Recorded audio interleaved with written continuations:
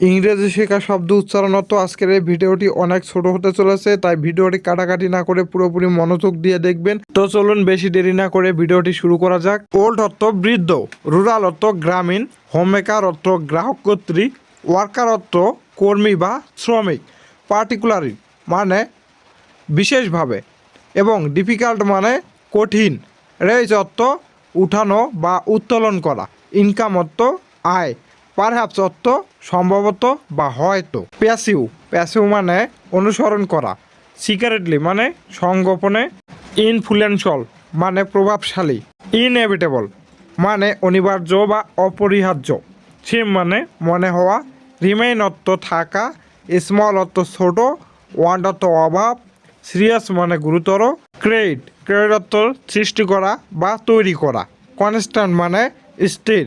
তো বন্ধুরা, আজকের ভিডিওটি এইটুকুই ছিল। যদি ভালো লাগে থাকে অবশ্যই লাইক ও কমেন্ট করে জানাবেন। সবাই ভালো থাকবেন, ধন্যবাদ।